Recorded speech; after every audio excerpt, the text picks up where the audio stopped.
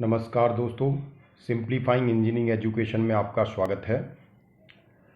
Micro processor and peripheral device नामक विषय के अंतर्गत हम चैप्टर 1 पर बात कर रहे थे। पिछले लेक्चर में हमने इंट्रोडक्शन टू मेमोरी का अध्ययन किया था। आज के लेक्चर में हम overview of micro computer systems chapter के अंदर माइक्रो प्रोसेसर एंड सिस्टम बस, माइक्रो प्रोसेसर का बेसिक इंट्रोडक्शन और माइक्रो प्रोसेसर में यूज़ होने वाली सिस्टम बस का हम अध्ययन करेंगे। दोस्तों, अगर आपने अभी तक सिंप्लीफाइंग इंजीनियरिंग एजुकेशन नामक चैनल को अगर सब्सक्राइब नहीं किया है तो कृपया चैनल को सब्सक्राइब करें, जिससे आपको लेटेस्ट वीडियो प्राप्त होते रहें। माइक्रो प्रोसेसर आप सब लोग अच्छे से जानते हैं कि माइक्रो प्रोसेसर का प्रयोग हम माइक्रो कंप्यूटर सिस्टम के अंदर यूज करते हैं, सीपीयू के अंदर। फर्स्ट लेक्चर में हमने बताया था कि सेंट्रल प्रोसेसिंग यूनिट के अंदर जो प्रोसेस करने वाला जो चिप होती है उसे हम माइक्रो प्रोसेसर कहते हैं। तो ये आप जो डायग्राम देख रहे हैं, this is the micro processor, जो आप कंप्यूटर के अंदर देखेंगे कि ये मदरबोर्ड पर माउंट रहता है।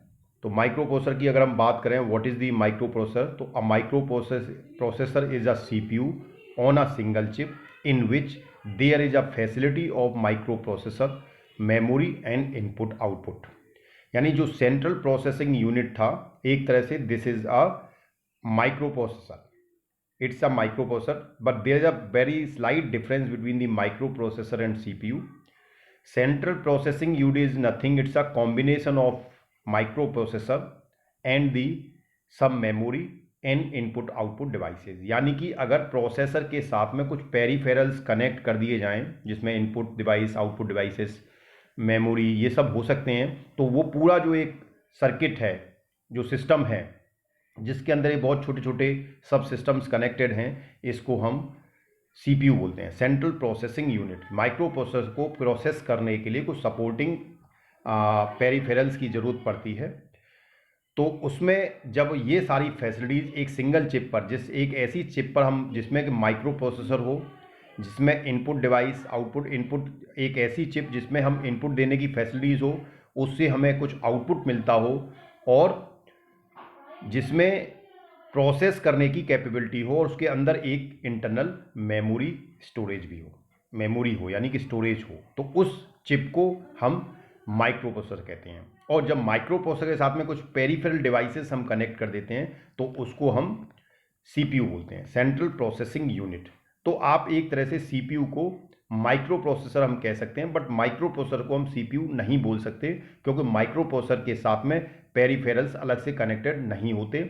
माइक्रो प्रोसेसर अपने आप में एक सिंगल चिप पर एक प्रोसेसर यूनिट, प्रोसेसिंग यूनिट और इनपुट पोर्ट, आउटपुट पोर्ट, जिसमें इनपुट देने की फैसिलिटीज़, कुछ इनपुट पिन्स होती हैं, कुछ आउटपुट पिन्स होती हैं, और उसके साथ साथ कुछ मेमोरीज होती है इसके अंदर। तो ये सारी फैसिलिटीज हमें मिलती हैं, that is the micro processor. It performs arithmetic and logical operation during the execution of a program and store the data temporarily at the timing of execution। Micro processor जब किसी भी प्रोग्राम को execute करता है तो इसके अंदर एक ऐसी यूनिट होती है जो अर्थमेटिक एंड लॉजिकल ऑपरेशंस को परफॉर्म करती है। अर्थमेटिक ऑपरेशंस में आपके जैसे एडिशन है, सब्सट्रैक्शन है, मल्टीप्लिकेशन है, डिवीजन है, दीज टाइप ऑफ ऑपरेशंस होते हैं। और लॉजिकल ऑपरेशन में जैसे एंडिंग है, और है, एक्सऑर ऑपरेशन है, नॉट ऑपरेशन है, these operations are comes into category of logic operations. तो जो भी प्रोसेसर है उसके अंदर एक ऐसी यूनिट होती है जो अर्थमेटिक एंड लॉजिकल ऑपरेशन को परफॉर्म करती है। इस यूनिट का अध्ययन हम आगे लेटर ऑन करेंगे। During the execution of program and store the data temporarily. तो जब प्रोग्राम को माइक्रो प्रोसेसर एग्जीक्यूट करता है तो एग्जीक्यूशन के दौरान उसको कुछ डेटा को टेम्परली स्टोर करना पड़ता है। तो उस काम के लिए उसे एक इंटरनल स्टोरेज होती है उसके अंदर, जो टेम्परली, जिसमें डेटा स्टोर होता है, and at the timing of execution के टाइम पे वो उसको यूज करता है।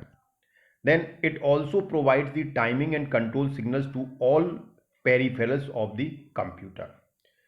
यानी कि जो कंप्यूटर में, यानी माइक्रो प्रोसेसर के साथ में जो अदर सर्किट्स या डिवाइस लगे होते हैं, जिन्हें पेरिफेरल डिवाइसेस बोलते हैं, उनको वो टाइमिंग एंड कंट्रोल सिग्नल्स भी प्रोवाइड करता है।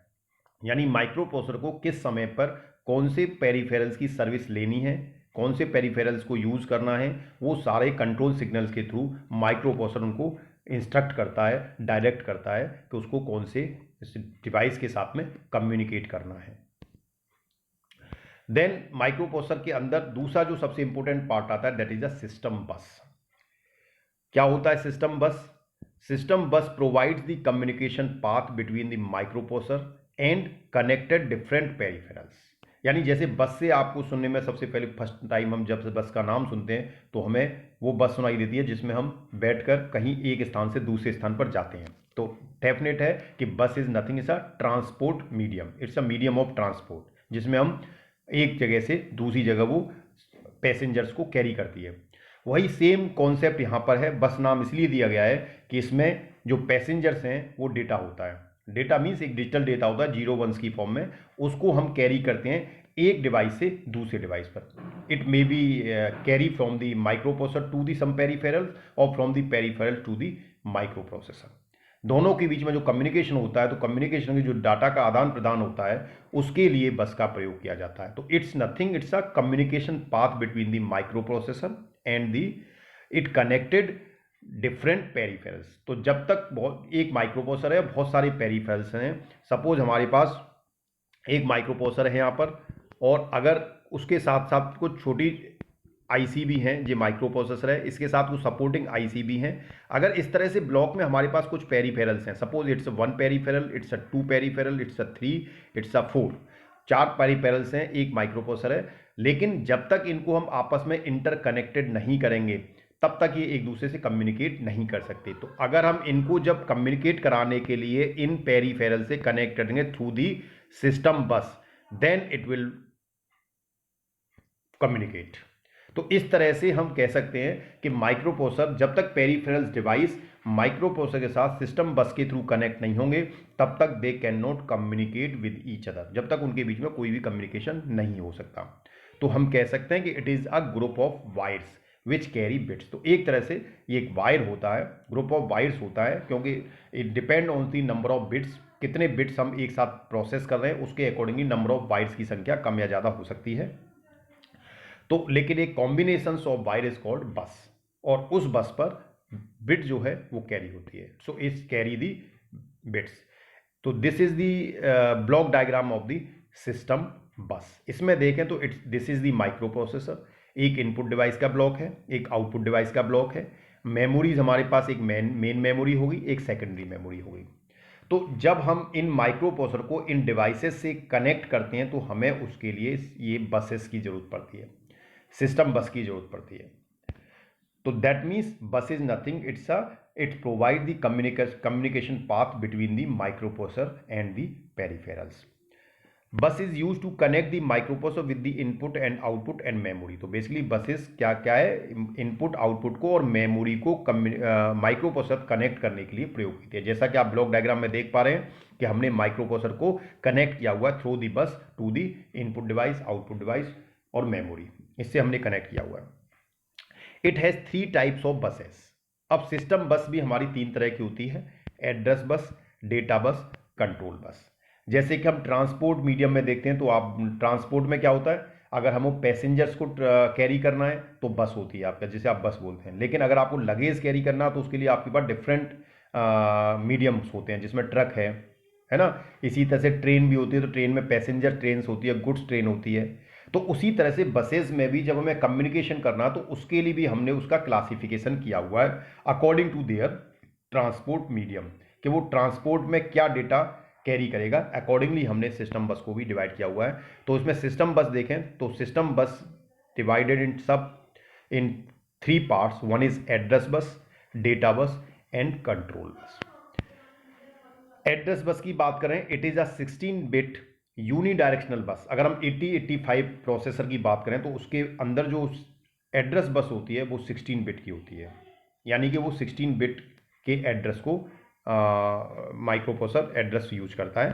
तो it has a 16 bit unidirectional. Unidirectional का मतलब उसमें डेटा का जो फ्लो है एड्रेस का एक ही डायरेक्शन में फ्लो होता है। दैट मीन्स केवल माइक्रो प्रोसेसर कम्युनिकेट करता है एड्रेस का टू दी पेरिफेरल्स, वो केवल पेरिफेरल्स को एड्रेस भेजता है। तो it is a unidirectional. Microprocessor uses this bus to send the address to the memory. तो इसको जो है माइक्रो प्रोसेसर यूज करता है। सपोज माइक्रो प्रोसेसर को मेमोरी में कुछ रीड करना है, तो रीड करना है, तो जो डेटा रीड करना वो मेमोरी में किसी लोकेशन पर, किसी प्लेस पर स्टोर होगा। तो जब माइक्रो प्रोसेसर मेमोरी को रीड करेगा तो मेमोरी को ये कैसे पता लगेगा कि माइक्रो प्रोसेसर कौन से एड्रेस के डेटा को रीड करना चाहता है या राइट करना चाहता है। तो माइक्रो प्रोसेसर पहले, सबसे पहले मेमोरी को एक्टिवेट कर, इनेबल करने के साथ साथ वो उसको एक जो एड्रेस है वो भी भेजता है कि मुझे इस एड्रेस पर जो भी डेटा है उसको रीड करना है या राइट करना है। तो एड्रेस बस जनरली हम कह सकते हैं कि this is used for the to send the address from microprocessor to the memory. Data bus की बात करें, it is a 8 bit bidirectional bus. Data bus जो है वो बाई डायरेक्शनल होती है। अगर हम डायरेक्शनल की बात करें तो हम ये कहते हैं कि अगर यूनि डायरेक्शनल की बात कर रहे हैं तो ये एक बस है और ये इस तरह से केवल एक ही डायरेक्शन मूव करेगी। अगर यहाँ माइक्रो प्रोसेसर है, दिस इज माइक्रो प्रोसेसर, और अगर यहां पर कोई पेरिफेरल या मेमोरी है, दिस इज मेमोरी, तो मेमोरी से माइक्रो प्रोसेसर मेमोरी से केवल एक डायरेक्शन में, तो it will only send the address to the memory. लेकिन अगर हम बात करें डेटा बस की, तो data bus is a by directional. By directional मतलब डेटा बस इस तरह की होगी जिसमें एक तरफ माइक्रो प्रोसेसर होगा और दूसरी तरफ उसमें कोई भी मेमोरी या कोई भी डिवाइस पेरिफेरल्स हो सकता है। तो माइक्रो प्रोसेसर किसी मेमोरी को डेटा दे भी सकता है और मेमोरी से डेटा ले भी सकता है। तो it is a bidirectional, both way communication है। तो it is use, microprocessor use this bus to transfer the data from memory से या इनपुट आउटपुट डिवाइस से, या मेमोरी को या इनपुट आउटपुट डिवाइस को, या तो वो मेमोरी से डेटा को रीड करेगा या मेमोरी पे राइट करेगा। इसी तरह से या तो इनपुट को रीड करेगा या आउटपुट पे राइट करेगा। तो वो जो प्रोसेसर है वो डेटा बस बाई डायरेक्शनल होती है। दूसरा जो आता है bus, that is a control bus. It is a unidirectional bus like address bus and microprocessor use to this bus to provide timing signals to the peripherals. जो control bus होती है वो यूनिडायरेक्शनल होती है, means इस तरह से। तो इस बस पर जो माइक्रो प्रोसेसर है वो पेरिफेरल्स को केवल कंट्रोल सिग्नल प्रोवाइड करता है टू दी पेरिफेरल्स। तो ये भी यूनिडायरेक्शनल। तो एक तरह से हम कह सकते हैं सिस्टम बस is divided in 3 parts, address bus, data बस and control bus. Address bus address को कैरी करती है और यूनिडायरेक्शनल होती है। डेटा बस डेटा को कैरी करती है और बाई डायरेक्शनल होती है। और कंट्रोल बस कंट्रोल सिग्नल्स को कैरी करती है और यूनिडायरेक्शनल होती है। हम आने वाले लेक्चर्स में इनका डिटेल में अध्ययन करेंगे कि कंट्रोल सिग्नल्स कौन से होते हैं, एड्रेस सिग्नल किस तरह का होगा, वो सारी चीज़ें हम लेटर ऑन आने वाले चैप्टर्स में डिस्कस करेंगे। Concept of program and data memory, to take the work from the microprocessor it is need to program it. अब जब हमारे पास माइक्रो प्रोसेसर है, हमने इनपुट डिवाइस कनेक्ट कर दिया, आउटपुट डिवाइस कनेक्ट दिया, मेमोरी भी कनेक्ट कर दी, अब हमें माइक्रो प्रोसेसर से किसी टास्क को पूर्ण कराना है। तो जब माइक्रो प्रोसेसर कोई टास्क हमें कंप्लीट कराना है तो हमें उसे प्रोग्राम करना पड़ेगा। जैसे हम क्लास में अगर आपको इंजीनियर बना रहे हैं, आपको कुछ लेक्चर डिलीवर कर रहे हैं, आपको पढ़ा रहे हैं, तो हम we are trying to program you, हम आपको एक प्रोग्राम करने की कोशिश कर रहे हैं कि एक इंजीनियर के अंदर क्या क्वालिटीज़ होनी चाहिए, क्या उसके पास नॉलेज स्किल्स होने चाहिए, क्या नॉलेज होनी चाहिए। We are programming you. जब आपसे हमें काम लेना है, हमें मीन्स जब सोसाइटी को, जिस इंडस्ट्रीज़ के लिए आप काम करेंगे उसको अगर आपसे काम लेना है तो सबसे पहले उसे आपको प्रोग्राम करना पड़ेगा, उसके बाद ही आप उसके लिए काम कर पाएंगे। तो उसी तरह से जब माइक्रो प्रोसेसर के हार्डवेयर को हम तैयार कर देते हैं, उसके बाद जब हमें उसे प्रोग्राम करना है, जब उसे हमें कोई टास्क को कंप्लीट कराना है, तो हमें माइक्रो प्रोसेसर को प्रोग्राम करना होता है। क्योंकि हम जानते हैं, हमने जैसे पहले कहा था कि माइक्रो प्रोसेसर बिना कुछ प्रोग्राम किए या बिना हमारे इंस्ट्रक्शंस के वो कुछ नहीं करता। इट्स अ डैट, जब तक वो काम नहीं करेगा जब तक हम उसे कोई इंस्ट्रक्शन नहीं देंगे। तो प्रोग्रामिंग जो है, कंसेप्ट जो आया, वो हमें प्रोसेसर से टास्क पूर्ण कराने के लिए हमें उसे इंस्ट्रक्ट करना पड़ता है। अब जब हमें माइक्रो प्रोसेसर को प्रोग्राम करना है तो सबसे पहले इंपॉर्टेंट ये आता है कि जब प्रोग्राम करना है तो प्रोग्रामिंग लैंग्वेज कौन सी होनी चाहिए। तो प्रोग्रामिंग लैंग्वेज जब हम नेक्स्ट आने वाले चैप्टर में इस प्रोग्रामिंग लैंग्वेज को डिटेल्स में पढ़ेंगे। फिलहाल हम यहाँ बता देते हैं which language we will use to program the microprocessor. तो assembly language programming is use to program it. तो हम माइक्रो प्रोसेसर को प्रोग्राम करने के लिए असेंबली लैंग्वेज का यूज करते हैं। Hence logic is developed in assembly language to perform desired task, यानी कि माइक्रो प्रोसेसर को से हमें टास्क को पूरा कराने के लिए हमें असेंबली लैंग्वेज यूज करनी पड़ती है प्रोग्रामिंग के लिए। तो जो भी असेंबली लैंग्वेज में हमारे पास इंस्ट्रक्शन सेट्स अवेलेबल हैं, हम उनकी हेल्प से एक प्रोग्राम तैयार करते हैं और उस प्रोग्राम को जब हम माइक्रो प्रोसेसर को देते हैं तो माइक्रो प्रोसेसर उसके अकॉर्डिंगली प्रोसेस करता है। Data memory is use to store the data temporarily during the execution of program. Data memory जो माइक्रो प्रोसेसर के अंदर इंटरनल मेमोरीज होती है वो during the execution of the program microprocessor कुछ देर के लिए उस मेमोरी को स्टोर करना चाहता है, उस चीज़ को समय टेम्परेरी स्टोर करता है, तो हमें उसके लिए एक डेटा मेमोरी होती है जिसे माइक्रो प्रोसेसर यूज करता है। It has two types, registers and external memory. तो डेटा मेमोरी दो तरह की हो सकती है, एक तो रजिस्टर्स हैं और एक एक्सटर्नल मेमोरी। तो ये चीज़ भी हम आने वाले लेक्चर्स में डिस्कस करेंगे, what is the register, what is the external memory. External memory के बारे में हम लास्ट चैप्टर में भी डिस्कस कर चुके हैं। रजिस्टर्स की बात करें तो 8085 micro processor have different type of register in which very important register is A, that is called accumulator. It is called special type of register. It's called special type of register. ये इसका काम special purpose का register होता है ये। इसके अलावा micro processor में जो रजिस्टर आप देखें, this is the register organisation of the microprocessor. तो इसमें B, C, D, E, H, L, program counter, stack pointer, these are the different registers into microprocessor, जिसमें accumulator, flags, B, C, D, E, H, L, ये सारे जो registers हैं वो 8 bit के होते हैं, यानी कि इनमें जो डेटा है वो 8 बिट का डेटा स्टोर होता है। इसके अलावा जो प्रोग्राम काउंटर आप देख रहे हैं, फ्लैग रजिस्टर है, वो भी 8 बिट का होता है। फ्लैग्स को हम आने वाले लेक्चर्स में डिस्कस करेंगे। Stack pointer, it is a 16 bit, it holds the address of stack. Stack pointer जो होता है वो एक 16 बिट का रजिस्टर होता है और ये स्टैक के एड्रेस को होल्ड करता है। जैसे हमने बताया था 8085 में जो एड्रेस है वो 16 बिट का होता है और ये एड्रेस को होल्ड करता है, इसीलिए ये 16 बिट का रखा गया है। इसके बाद प्रोग्राम काउंटर है। Program counter is also 16 bit, it holds the address of next executable instruction. जब हम माइक्रो प्रोसेसर को प्रोग्राम लिखते हैं तो प्रोग्राम में जब माइक्रो प्रोसेसर करंट इंस्ट्रक्शन को एग्जीक्यूट करता है तो उसे अगला कौन सा इंस्ट्रक्शन एग्जीक्यूट करना है ये उसे प्रोग्राम काउंटर से पता लगता है। प्रोग्राम काउंटर में अगले इंस्ट्रक्शन का एड्रेस होता है। इसके साथ साथ डेटा ट्रांसफर ऑपरेशन की अगर हम बात करें तो इसमें data transfer operation perform by group of instructions which transfer the data from one location to another locations. यानी डेटा ट्रांसफर ऑपरेशन की बात करें, जब हमें डेटा ट्रांसफर करना है एक लोकेशन से दूसरी लोकेशन में तो हम कैसे उसे ट्रांसफर कर सकते हैं। तो जब हम एक लोकेशन से ट्रांसफर करते हैं उसे हम बोलते हैं सोर्स, और जब दूसरी लोकेशन पे करते हैं उसे बोलते हैं destination. Keep it mind that in this case data is copied not moved. Data transfer के केस में हम जनरली कहते हैं कि जब हमने एक प्लेस से डेटा दूसरे प्लेस पर ट्रांसफर कर दिया, इसका मतलब वो डेटा कॉपी होता है, वो एकदम से मूव नहीं होता, यानी कि वो सोर्स पर भी रहता है और डेस्टिनेशन पर भी कॉपी हो जाता है। Data transfer between two register, जैसे copy content of register B to register C. अगर रजिस्टर बी के कंटेंट को हम सी में कॉपी करें तो सी में कंटेंट आ जाएगा जो बी में है और इसके साथ साथ वो बी में भी रहेगा। Specific data is transfer in memory to और रजिस्टर, जैसे store 25H in register B. अगर हम कोई स्पेसिफिक डेटा है हमारे पास और हम उसे किसी मेमोरी में स्टोर करना चाहते हैं, रजिस्टर में स्टोर करना चाहते हैं, तो हम उसे भी कर सकते हैं। तो उसका भी हमारे पास एक डेटा ट्रांसफ़र टेक्निक्स होती हैं। Data transfer between memory location and register, कोई डेटा को हम किसी लोकेशन से किसी रजिस्टर में या किसी रजिस्टर से किसी लोकेशन में भी लेके जा सकते हैं। यानी हम ये देख रहे हैं कि डेटा को हम कितने तरीके से ऑपरेट कर सकते हैं माइक्रो प्रोसेसर के अंदर। तो हमने पहला देखा कि हम एक रजिस्टर से दूसरे रजिस्टर में ट्रांसफ़र कर सकते हैं। दूसरा हमने ये देखा कि हम डायरेक्ट किसी डेटा को किसी रजिस्टर में स्टोर कर सकते हैं। तीसरा हमने देखा कि हम एक डेटा को किसी लोकेशन से किसी मेमोरी में या किसी मेमोरी से किसी लोकेशन में, यानी कि रजिस्टर से उसमें किसी रजिस्टर से किसी मेमोरी लोकेशन पर या मेमोरी लोकेशन से रजिस्टर में स्टोर कर सकते हैं।